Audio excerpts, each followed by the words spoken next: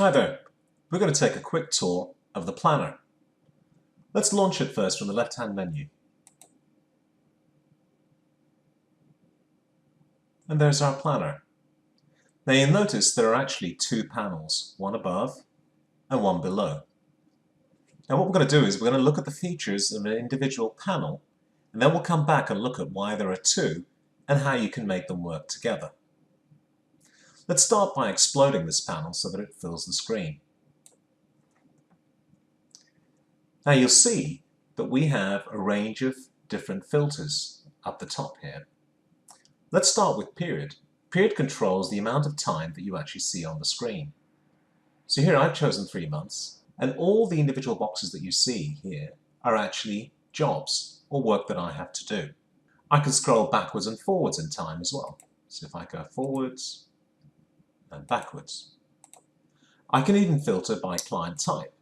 So let me select all, and let's say that I was only interested in the work for limited companies.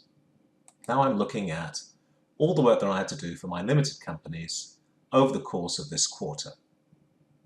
I can even filter for the type of service. So for example, unselect all of these and just look at annual accounts. And there are my annual accounts.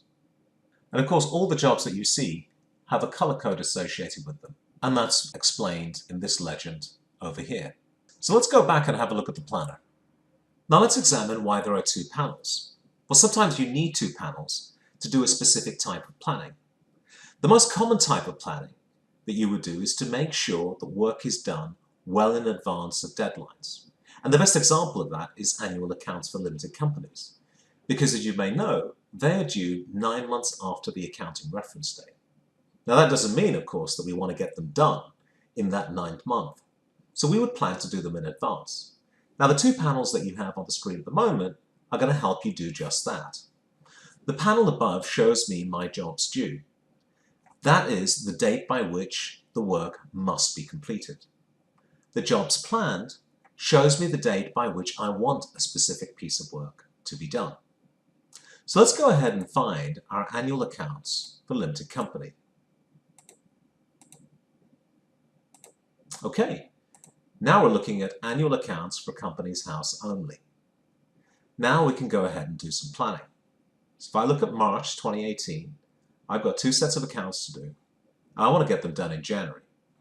So I'm going to drag and drop. And that's it. That set of accounts for Bow and Arrows Limited, which is due for submission by the end of March 2018, is now scheduled to be done in January. You can customize what you see on the planner by clicking here. As you can see, you get to configure what you see in the top panel and what you see in the bottom panel. Now, because I want to do team allocations, I'm going to change my bottom panel to show assignments planned. We've still got our jobs due up, but at the bottom now, we've got assignments planned, which shows me each member of my team and what work has been allocated to them for this particular month. So you remember that we wanted to get this work done in January, so let's allocate that to William.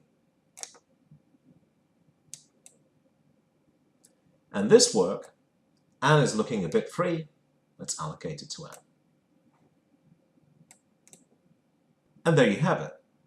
I've just completed my planning using a different view and using drag and drop.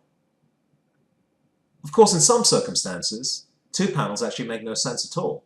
For example, if you work by yourself, you're certainly not going to be making any team allocations. And in fact, you probably only really care about when work is actually due. So let's go and reconfigure the planner so that it only shows my jobs due. I've set my bottom panel to be none. Let's go ahead and save that. Now when I look at my planner, I only see the jobs due. So we've now pretty much covered all of the features and functions of the planner, and you should know how to get to it and what you can actually do with it. But before I let you go, there's just one last thing to show you. You may recall that when we accessed the planner, we came in via the left-hand menu. And what that did was bring us up our planner with all of the jobs for our business. Now there is one other way of getting to the planner, and that's from a client. Let's locate our client.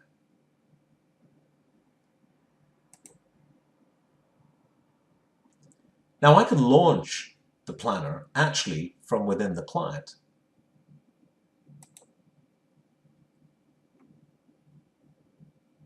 And the difference is that now that the planner has been launched, it's been launched filtered only for the jobs for our particular client.